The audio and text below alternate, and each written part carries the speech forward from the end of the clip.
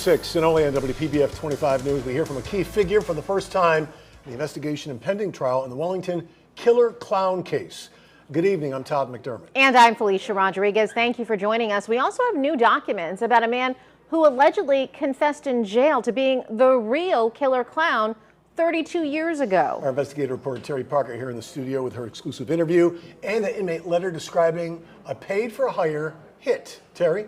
That is exactly right. I talked exclusively with defendant Sheila Keene Warren's husband, Michael Warren. I called him because I obtained a jail inmate letter to detectives outlining another inmate's alleged confession. That inmate supposedly confessed he was the real killer clown and was hired by Michael Warren to kill his wife. Why?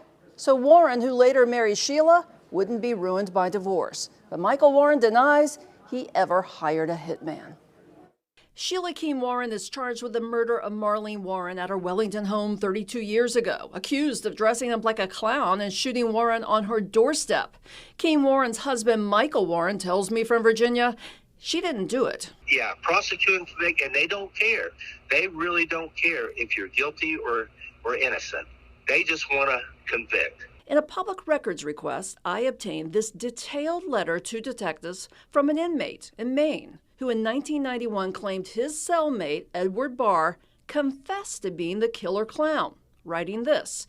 He said 2 weeks prior to the hit, a guy had came to the Mermaid Bar in West Palm looking to hire a hitman. Ed stated in broad daylight he dressed as a clown, then approached the door of the residence, knocked, said delivery. She opened the door. Ed said, "Ha ha," pointed the pistol at her face, and killed her. As we were first to report, detectives did travel to Texas recently to search Barr's garage and also jailed him for contempt when he refused to answer the questions about the alleged confession. When defense attorneys demanded to know why prosecutors never told them about their interview and search, they told them Barr didn't have any useful information.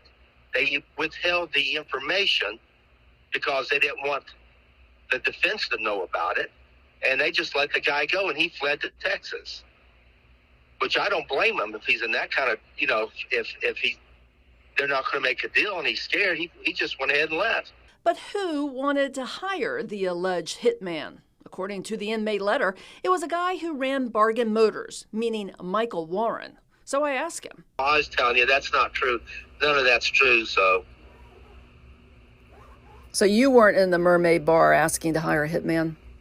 I've never been to a mermaid. I don't even know where a mermaid bar is. And I've never been to a mermaid bar in my life.